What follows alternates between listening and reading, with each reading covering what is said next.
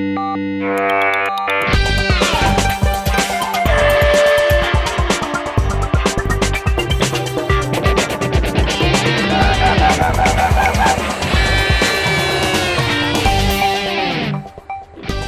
sun, sand and surf aplenty in this episode of The Travel Bug, as I'm heading to the islands of Hawaii.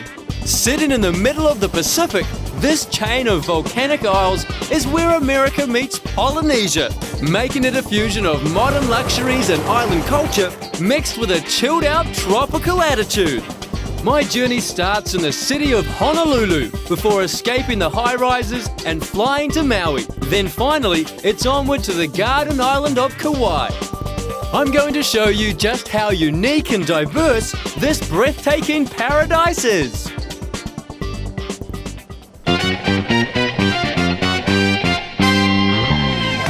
Welcome to Hawaii, or more precisely, Honolulu. This is the bustling capital of the 50th state of the United States of America, and it's not missing any of the excess you'd expect to find in the US. There's no shortage of resorts, beaches and people, but what did you expect? After all, over 7 million tourists visit here every year. The city dominates the coast, with high-rises and hotels casting their shadows over the glorious Waikiki beach. But the buildings don't seem to bother the punters. People come here in hordes, pitching their umbrellas, rolling out their towels and then soaking up the sun. Honolulu's great. It's like a big American city that's just been plonked in the middle of the Pacific. It's got the bright lights and action of the big smoke, mixed in with the beautiful scenery and the chilled out atmosphere of a tropical island, which is amazing because it's America's 11th largest city. The island of Oahu, most people think of it as resorts and sandy beaches, which is great because, who doesn't love resorts and sandy beaches? But I want to show you there's more to do on this beautiful tropical island. First stop in Honolulu for the inquisitive traveller, after a quick look at the beach of course, should be the Bishop Museum. This is where you'll get to learn all about the interesting history of these amazing islands and the indigenous people of Hawaii. It's right in the middle of town, and make sure you've got some time up your sleeve to check it out, because there is loads to see. So this is called the Kahili Room, and you'll hear some chanting in here. Those chants are in honor of the ali'i or chiefs. Okay. But what you see around us basically are feathered standards. In Hawaiian, it's called kahili. Kahili. Yes, and they're made out of feathers because feathers come from birds. Birds fly in the sky closest things to the heavens, and so the ali'i were seen as heavenly royalty. You'll see people make kahili today, but back then these were related to ali'i or to show that ali'i or chiefs were present. Right, okay. So they'd put them up if the chief was on the island or in residence? Yes, mainly what we have is just some information, because it's not just about a feather standard. Each one was made specifically for that royalty. Okay. So they're quite a personal thing as well? Yes, and this is for the Princess Victoria Ka'iulani. She would have been the next reigning monarch in line. Unfortunately, she passed at the age of 23. She said, no, I don't want to be... Oh, she No, passed away? She passed away. Oh, that's it. She passed away. So that's where the kingdom, the bloodline kind of ends. So we'll take you all the way from the first, King Kamehameha the Great, and go all the way around to the different monarchs So to the last reigning monarch. Special. It's very special. And what we like to say here in Hawaii is that this room holds a lot of mana, or power. You see that photo there, that she has it in her hand? That's a photo of Ka'ahumanu. So that was, back in the early 1800s. Why the Bishop Museum? The Bishop Museum was founded by Charles Reed Bishop, and he was the husband of Princess Bernice Pauahi Bishop. Oh, okay. And that was, of course, a Kamehameha descendant. And she passed away in 1884. And in her memory, he had Bishop Museum built. So this is all for her, basically? Yes, it's really based on a love story. It's quite special. Really? So he had it built to house her family's treasures. He wanted to make sure that it could be shown, displayed for future generations. So this is a very special place, and our mission here is to preserve, to study, and to tell the stories of Hawaii and the Pacific. That's beautiful. So it's not a far walk from the Kahili Room. We go into the beautiful Hawaiian Hall. It tells the story of the Hawaiian people today, yesterday, and the future. You don't really hear much about the history of Hawaii prior to the arrival of Westerners. But the story of its traditional owners, their beliefs and way of life is well worth exploring and is told here in detail through beautiful displays and a huge collection of artifacts. So with the 3 levels, we have 3 different realms, we like to call it in Hawaii. Okay. So first floor, Kai Akea. This is pre-contact Hawaii. When I mean pre-contact, let's say pre-Cook era. Captain Cook. Yes. Okay, yeah. The 3rd floor is called Waolani, and that is the floor of the heavenly realm. We have our ali'i cases up there. So you start to really understand what they were going through and how heavy a burden they carried. You know, with each different king along the way, they saw their people dying. And you also learn about the overthrow or the illegal overthrow of the Hawaiian kingdom. Okay. And from there you see the stories of people who actually signed the anti-annexation petition in favor of the queen. The queen was beloved, and till today, she is and remains to be a beloved queen of Hawaii. Did the people respect the monarchy? Oh, not only did they respect the monarchy, but the Hawaiian people loved their kings and queens. Few people know that in 1887, King Kalakaua was forced to sign the Constitution of the Kingdom of Hawaii, stripping the monarchy of its authority and initiating a transfer of power to the Americans and Europeans. It's now known as the Bayonet Constitution because they used weapons to force the king to sign it, and if he didn't, he would have been deposed. So they did continue practices throughout the years. Throughout the decades, the families passed on those traditions. And they keep them close to themselves. Yes. That's great. That they keep the culture going, that's great. Yeah, so not language, we have hula, different... Hula?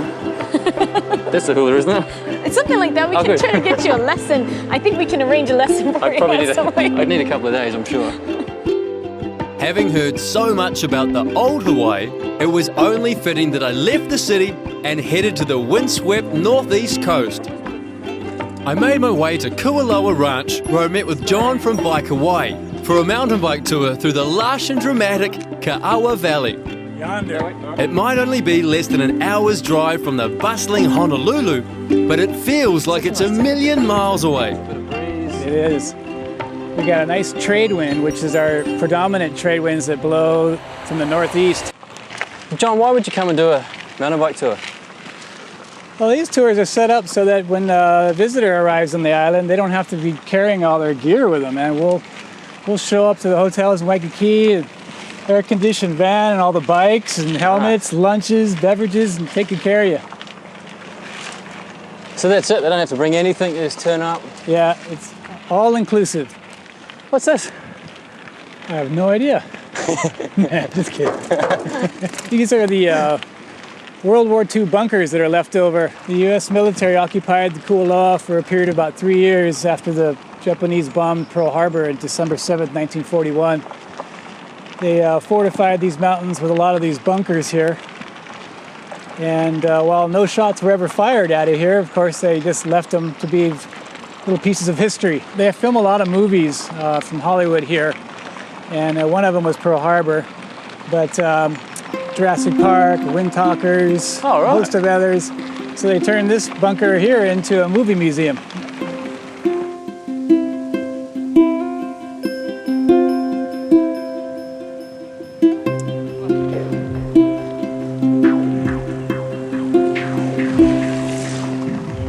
Some nice trees around here. Yeah, there's going to be very little shade in a little bit. As we get around the corner here, we're going to see the whole view of Ka'awa Valley. Ka'awa Valley? That's correct. Oh, what? This is awesome. Welcome to Ka'awa. So how good is your job? I love my job. You got a great office, like, look at this. Indeed it is. Ocean views, mountain views all day long. Throw on some sunscreen, keep yourself safe, you're good to go. Yeah. No fluorescent lights flickering above you, no paperwork. Not at all. Just pedal power. You don't believe that, do you? No paperwork, huh? Yeah. Sure enjoyed just sharing these islands with people from around the world and having them enjoy a little slice of paradise. And that's funny because I flew into Honolulu and it's just, I was expecting a Pacific island, maybe a few big buildings, but it's like a massive city. It's almost 1 million people here on Oahu. So when you get from the town side to the country like this, all of a sudden everything just becomes quiet. You might see a few chickens, the sound of the ocean, the sound of the wind through the trees. It's very different. And is it, you live on this side or do you live in the city? I do. I live just about 7 miles down the road. That's nice. Because then I come over for a beer. Yeah, I do. I think once you live on the windward side of Oahu for a while, it's very much like the neighbor islands of Hawaii. And going to the city is going to the city, and we think we all really feel that, especially after living out in the country for a while. So how long have you been doing it for? 10 years. 10 years? Hope to do it the rest of my life. You can't see yourself doing anything else?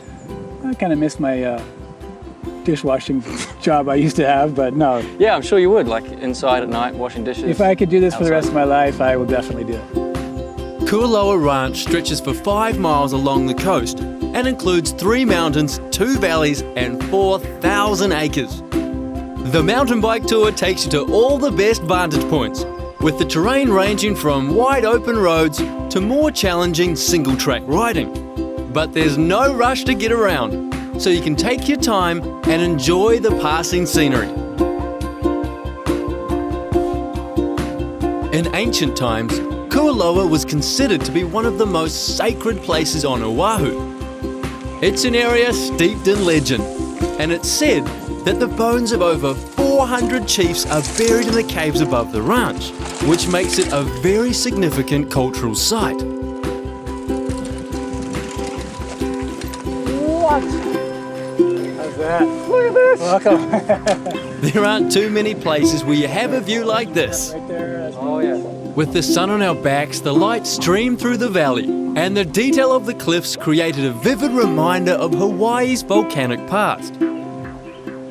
It's hard to believe that only a short drive down the road is a city with around 1 million people. Yet here I was in the middle of this beautiful valley.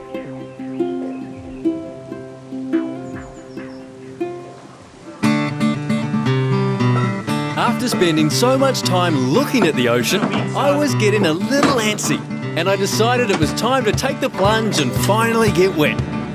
And while there's all sorts of water-based activities here to choose from, I was keen to go diving and experience the amazing visibility the ocean around Hawaii is known for. Diving is popular with all sorts of people, from the young and fit to the old and adventurous.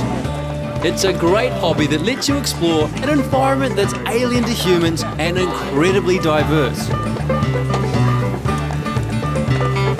Alright, we're about to dive the Sea Tiger, which is an old smuggling boat which they caught them, sunk it to teach them a lesson. Now this is going to be a good dive.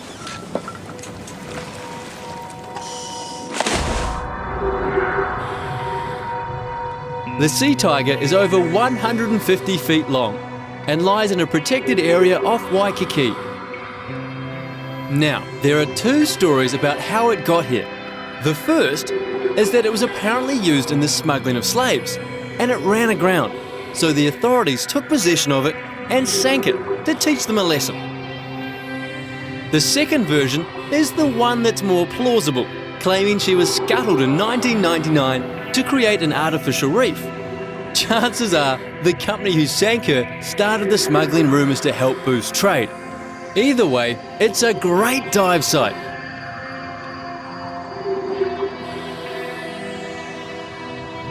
The sandy seabed is relatively featureless and sits at a depth of 38 metres. There's not a lot to see down there, it pretty much just disappears into the dark blue abyss. But the Sea Tiger acts like a reef, providing habitat for corals, sponges, and all sorts of sea life. On many occasions, divers are lucky enough to see eagle rays and even turtles. Though, as seems to be the case with a lot of things I do, the dive master later told me I should have been here yesterday. The ship is a haunting figure as she sits silently on the seabed. Despite the immense pressure, corrosive salt water and ocean currents, the Sea Tiger is almost perfectly intact. A dive site like this is one you can easily visit several times, and on each instance you'll discover something new and interesting. That's what I love about wreck dives. Each one has its own unique story, and then as time goes by, they continue to evolve. Some say the best thing to have come out of Honolulu is Barack Obama. But I think he's been outdone by the area's fantastic seafood that gets exported all over the world. I've come down to the Hawaii fish auction in Honolulu Harbour to see the delicious catch of the day that eventually finds its way across the globe. Most of the tuna here gets sold to international restaurants, but some of it stays in local hands, like those of Chef Mavro, one of the pioneers of modern Hawaiian cuisine. On the past, we used to dig the fish, to test the. Well, now this is not sanitation is very important. Can't do that anymore. Cannot do that anymore. So what they do? First, they cut a piece of the tail, so you can see this is the average, and you can see because this is a sashimi grade. Right. The tuna are totally. The price is totally according to the sashimi grade. Okay. So what is important? Then things and the tuna. When the tuna is very red, is the best. It's the best? No, it's not. It's not, it's bad. Oh, all right, okay. Yeah. You know the fat is white over there. More fat, the better. Yeah, for sashimi. Change the menu. Chef Mavro has an incredible knowledge and passion for seafood and is regarded as the best chef in Hawaii. He's a bit of a character and has a certain je ne sais quoi about him. Oh, this is a good example. Sometimes you think that because he's a tuna, he has to be red. And this is almost white. And he's the top of the top. He has you measure the fat by the white. Can you see? He has two fingers, which is totally exceptional. So that what, fish of the day? He's a fish of the week. Really? Oh, yeah. I haven't seen a fish like that. So how much do you think it'll go for then? If these are $3? Well, because you can see $2, $3, $4, $5, $14. No. $14? Yeah, let's see, we check after. Are you going to buy this one? How much? Yeah, I guess so. Wow. So what are these fish? Oh, this is a uku, which is a grey snapper. It's a summertime fish. Okay, so you can only ever get it in summertime. And I see you've got one for yourself. Well, we just bought this one, and which is exactly the size we want. We want for us, and we are going to cook this fish in my kitchen. Let's go and do that. Let's go. Let's go. That's great. From the fish auction, it was a short drive to Chef Mavro's restaurant, called Chef Mavro. It's considered the best dining experience in Hawaii, and if you're going to indulge in one special night out while you're here, then this is the place to do it. So you're known for your fish being very fresh. Yeah. It's huge. Chef Mavro was born in France and grew up surrounded by the passionate calls of fishmongers and the farm fresh flavours of the country's south coast. You know, if you like the fish well done, eat something else. Okay, yeah. That's it. Yeah, fish is not supposed to be well done. Should be nice and moist inside. Exactly. So The fish recipe Chef Mavro was showing me today is renowned as one of the best fish dishes, not just in Hawaii, but I'm pretty sure around the world. It was on his menu for 22 years, and he received all sorts of accolades for it. He uses almost entirely local produce, and the technique that he has pioneered to cook the fish traps in all the flavour and moisture. So when the dish is pulled out of the oven and served, it tastes fantastic. Well, this is very creative. It's a big M. It's an M for you and it's an M for me. Very good. Fish for 16 minutes. All right, what do we do for the 16 minutes? And we are going to do the sauce. I never thought of marrying French and Hawaiian cooking techniques, but Chef Mavro has made an art out of it. He even uses the local seaweed. Look at the M. Okay, so now we remove the skin. Oh, it just peels away. Yeah, That is beautiful. like that.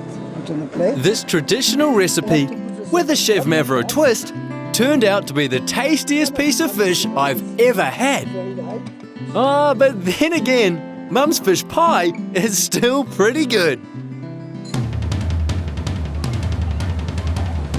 Waikiki is the perfect place for those that like it all right on their doorstep. Within a short walk from any resort, you've got a large choice in restaurants, great shopping, and loads of interesting attractions. But the beach is the #1 draw card. And not just for sunbaking and surfing. It's easy to spend an afternoon just people watching. This Pacific paradise is full of holiday makers, and wherever you find masses of tourists, there's bound to be a huge selection of accommodation to house them all. I stayed at the beautiful and newly renovated Outrigger Reef on the beach. It occupies prime real estate right on the ocean front with the silken sands of Waikiki Beach at the back door. The pool is pretty inviting, but the beach is way better. The suites range from the simple yet stylish to the downright luxurious, complete with spa baths and balconies.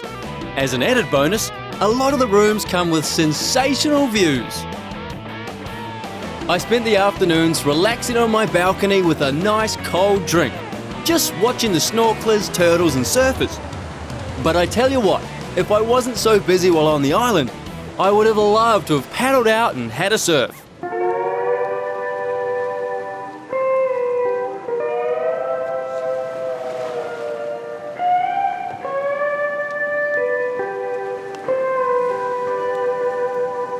One thing I haven't mentioned yet is how beautiful the afternoons are. Each day ends with the most spectacular of sunsets.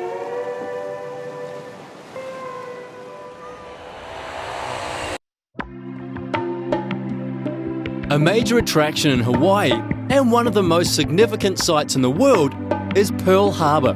Not for its beauty or for being the location of an ancient landmark, but for the terrible events that occurred there on the morning of Sunday, December 7th, 1941. Thanks, Bill. No worries, Rory.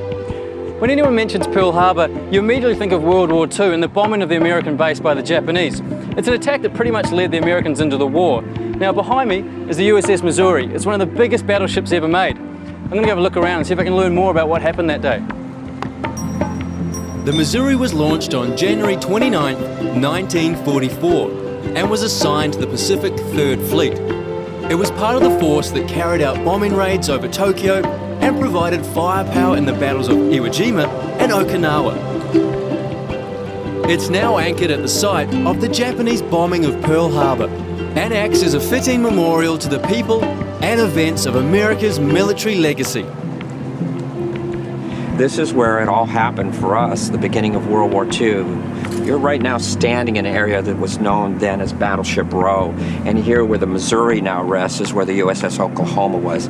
Believe it or not, in this group of ships, which was 7 of them moored here, the Japanese torpedo planes made their run at them, and within 15 minutes, naval power in the Pacific ceased to exist for the United States. So this, and right here, there was literally thousands that lost their lives. The Arizona is not far from us here, and we have a memorial to it, and that's what we do in the National Park Service. We are the stewards of that memorial, so it's all part of our National Park Service system. Pearl Harbor to us, I guess, is what Gallipoli may be to you in Australia. It is the defining moment for Americans. It really, as a historian, I've got to tell you, I believe modern American history began there because we weren't a world power at that time. We emerged one, and with it the global responsibilities. So to define us as you know us today, you need to go back to Pearl Harbor and how it affected us and what it did to our country. Today, Americans and Japanese meet here in peace to remember a time of war as we would want it. But in that ship is still 900 souls still serving it, of the 1,177 killed. So they're still entombed on the ship? They're still entombed, and the ship still leaks oil. It's been leaking oil now since 1941. So when you go over there and see the oil coming up and smell it, it's that same smell. It's almost as if you're transported back in time. The significance of this site extends well beyond the events of Pearl Harbor's bombing. It now symbolises the resolve, honour and sacrifice of American servicemen, and it's a testament to this nation's military strength. Morgan, if you come right over here, you can see the USS Arizona Memorial. Oh, right. And from beyond that, all the way through here, another quarter of a mile was Battleship Row. So this was where the main battle line of the Pacific Fleet was. Looking in that direction is where the torpedo planes would come in. They'd be dropping those torpedoes, and you and I would be watching them race towards us at about 30 miles per hour. Those torpedoes would slam into the side of the ship, blowing about a 20 to 30 foot hole. And this is all happening in a matter of minutes. If we're the Oklahoma, we're going to take 9 to 11 of these, and our ship's going to capsize. Wow. And it's all going to happen within about 15 minutes. You can't even take that in. You can't even... No, I can't even imagine that. Yeah, 24 torpedo planes on this side and 16 on that side. It was the beginning of a whole new age of warfare, naval air. The battleship era was over. This was a dinosaur now. While the Missouri served in 3 wars spanning several decades, it secured its place in history on September 2nd, 1945, as the site of Japan's unconditional surrender to the Allied forces, putting an end to World War II. This is the ship's bridge where the captain would have stood. He would have given his orders from here, told people where to point the boat so we could fire his cannons. That's an amazing place to be in the open seas and the boat just going up and down. You have to have some pretty good sea legs. The Missouri is an inspiring and moving sight that continues to capture the minds and hearts of the thousands of visitors each year that walk on her decks, strolling beneath the now silent guns. Having tasted the major attractions of Oahu, I flew to the less populous Hawaiian island of Maui.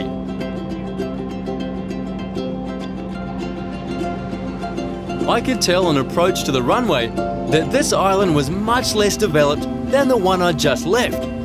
The ground below was a combination of greens and browns, with the obvious signs of farming and roads crisscrossing the landscape. Though with all the activity at the airport, I figured there'd be plenty of people around town. Now this isn't something you see every day, but it's indicative of the relaxed Hawaiian attitude. In a way, it's a comforting sight, because I'd hate for him to be doing that during a flight. After picking up my luggage, I did the usual tourist thing of getting a bunch of guidebooks and maps. Then it was off to the car hire place to pick up my ride for the next few days.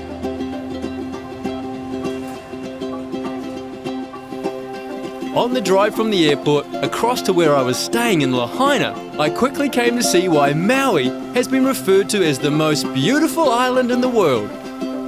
Its unique topography was formed by 2 shield volcanoes whose lava flows overlapped and formed a land bridge. Surrounding the massive peaks are gorgeous beaches that are the playgrounds for more than just local surfers and tourists. From the moment I drove into Lahaina, I knew it was going to be my kind of town. It has a relaxed mood about it and is free of the high rises and resorts that dominate Waikiki. In Hawaiian, Lahaina means unmerciful sun because of all the sunny days it receives. And this fantastic weather didn't go unnoticed by the Hawaiian royalty because they made it the capital of the kingdom from 1820 to 1845.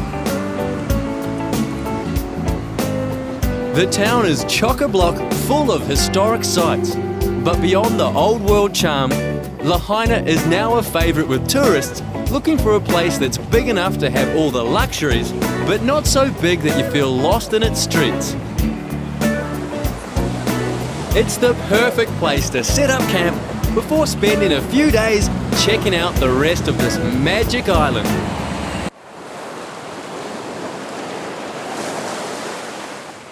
Lahaina has been a great find for me. It's different to other places you find in Hawaii. It's got a real colonial feel about it. And because it's not set up with the big hotels and large resorts, it has a nice, relaxed and not so in-your-face vibe about it. And you don't have to look too hard to find some pretty interesting people. Put a hand out flat. She's gonna lay down like a baby. Beautiful, bomber, right there. And then pull this arm up, keep your elbow down. Right there. AJ, you're gonna love this guy. Right there, AJ. All the way up one side. Beautiful. Here you go. There's my boy. Awesome. Oh, that's great. Here we go. I hope they don't film me. 1, 2, and 3. Beautiful, AJ. You guys are so well behaved. That easy, guys.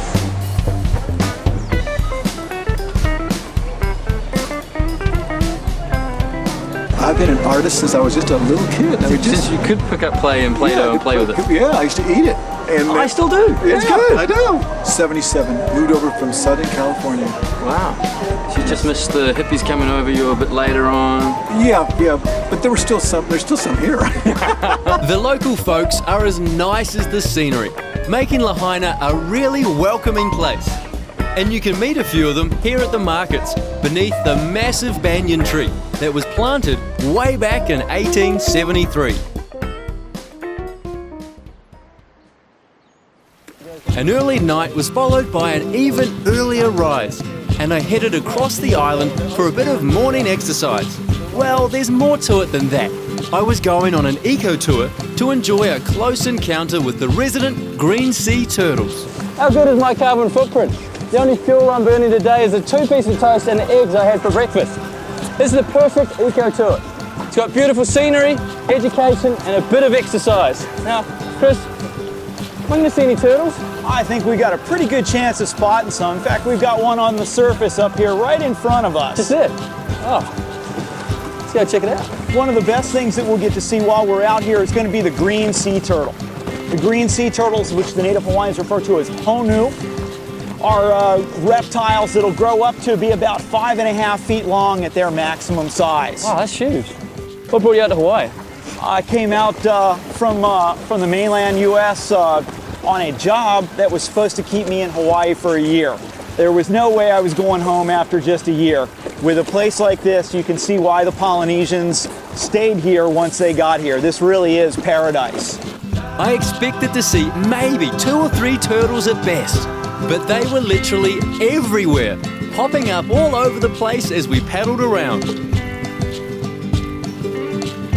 In the 5 minutes we spent getting ready to go for a snorkel, I reckon no less than half a dozen of them surfaced nearby. Chris told me the turtles come to this area to seek shelter and to rest. And while the tour groups can sometimes be pretty big, the turtles always outnumber the people.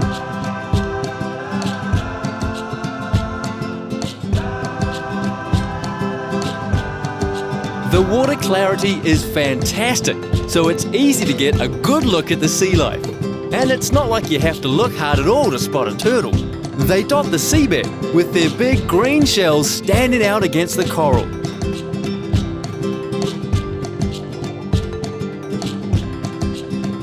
The turtles have to rise to the surface every 20 to 30 minutes to breathe. Then they gently cruise back down to the coral gardens below, where they sit and rest. Apparently, the turtle population here used to be quite low, and you'd be lucky to see 1 or 2 of them. But because there are now marine reserves in place, their numbers have grown substantially to the healthy population you see today.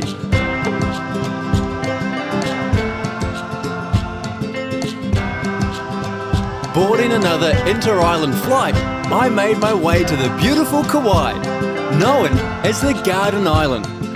It's the 4th largest in the Hawaiian chain of islands and is home to about 65,000 people.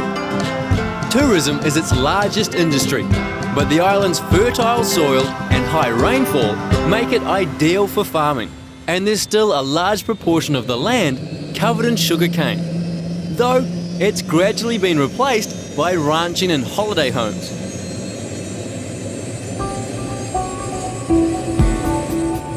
Another of the dominant aspects of the landscape here are the sheer volcanic peaks.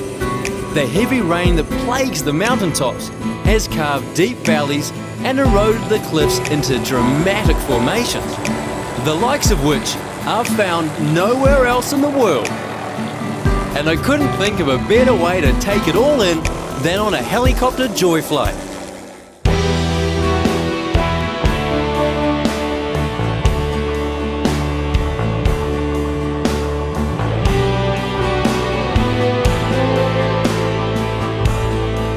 It's only from the air that you can get a real appreciation for the magnificence of the peaks, the raw natural beauty of the coastal cliffs, pristine beaches, and the ocean that surrounds. Can you imagine yourself doing any other job? I don't think I can imagine myself doing anything else but this. This is, this is my dream job right here. This is awesome. Nothing tops this. How many hours a month would you fly? Close to 100, anywhere from about 60 to 100 hours a month I fly. So about quite a bit. Coletto spends his days showing tourists his spectacular backyard. It's the perfect occupation for a guy that grew up always wanting to fly. Now, every day he gets to look out over the island that he loves, inspiring and educating those in the passenger seat of his helicopter.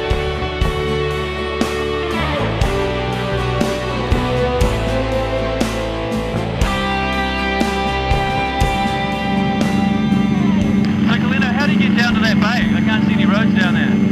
There's actually a trail just beneath us here. It's about 12 miles of Colorado Beach. It's one of my favorite beaches in the world down there. That's the only way. It would take you about 6 to 8 hours to actually hike that trail. So you can either hike in or take a helicopter, basically. Yeah. That's what's so great about taking a helicopter over the island. You can see pretty much everything, and you get a beautiful bird's eye view. You can see the mountains, the waterfalls. It's amazing. Thanks, Coletto. I'm so glad I did this. Oh yeah, I definitely agree with you. It's the best way to see the island. This magnificent stretch of shoreline is called the Nepali Coast. It's a rugged 15-mile span of coastal cliffs, punctuated by the widest of beaches and black, boulder-strewn seashore. The sheer rock faces rise as high as 4,000 feet above the Pacific Ocean, and most of the landscape is so harsh that it can only be accessed by foot, boat, or helicopter. The volcanic peaks of Kauai have been shaped by millions of years of erosion, and the steep spires of the mountains continue today to be moulded by Mother Nature.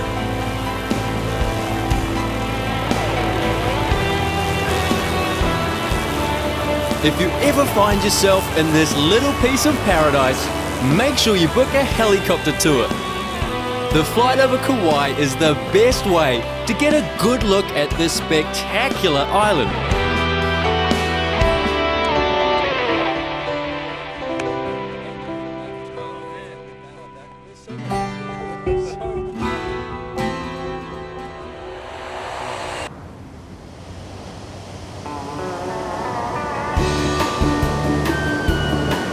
Having seen the sights from the passenger seat of a helicopter, now it was time to take a closer look at them.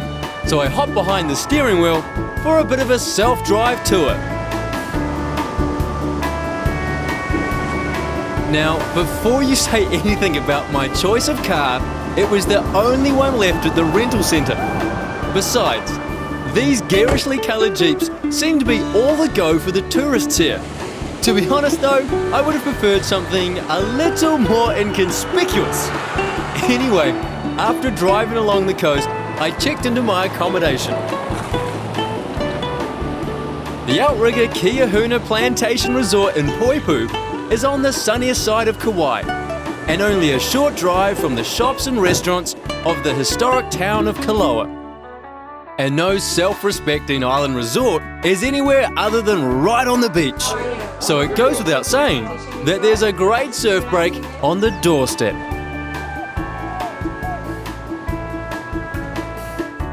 The suites are ideal for families, couples, and those that like to cater for themselves. They're very spacious, and although I'm no interior designer, I thought they were tastefully decorated.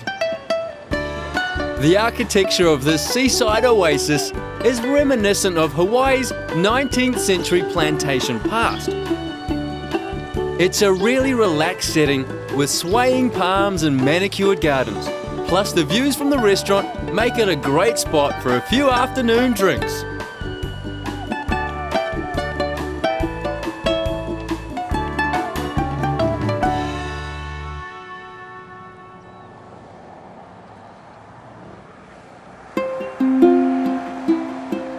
Heading west along Highway 50, I did the 60-minute scenic drive to the last stop of my trip to Hawaii. The road winds its way into the center of the island, scaling the mountains as it takes you away from the coast and to the cooler elevations of the awe-inspiring Waimea Canyon. Now, according to my guidebook, it's the most popular site on Kauai, so you can expect a little bit of company.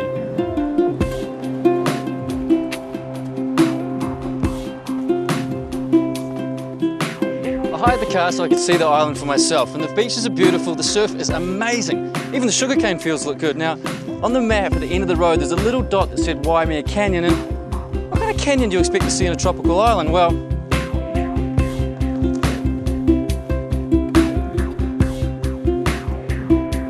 this is the largest canyon in the Pacific, 10 miles long, 1 mile wide, and more than 3,500 feet deep. It's a dramatic sight, and while it might be smaller than the Grand Canyon, as far as I'm concerned, it's just as magnificent. where are you guys from? Well, we're from California, but originally I'm from New Jersey. She's visiting from Oregon. He's from Brazil, and he's from LA. So we're kind of a cross section. From everywhere then? Yeah. So you're a Jersey girl? Thank you, yes. I don't want to offend anyone in Arizona, but we went but we went to we've been to the Grand Canyon a couple of times, and it's really lovely. And it's absolutely huge. It's shockingly huge.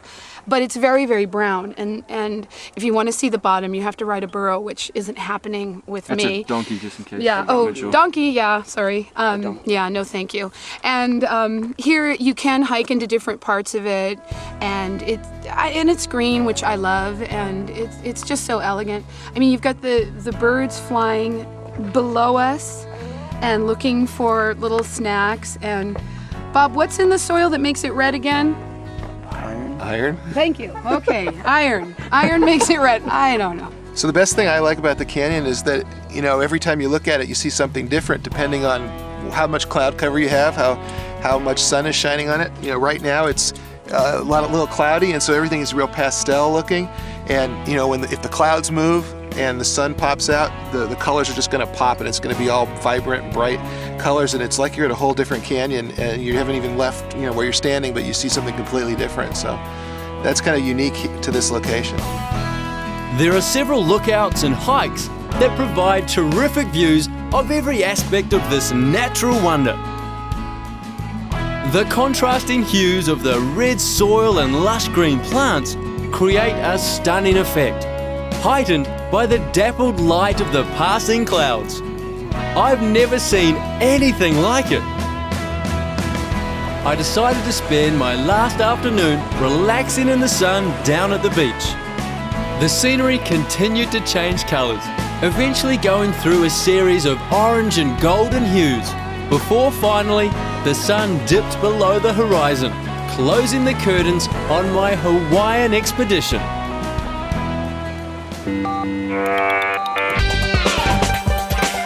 For more information on this or any other episode of The Travel Bug, log on to thetravelbugtv.com and you can find out where I'm heading to next.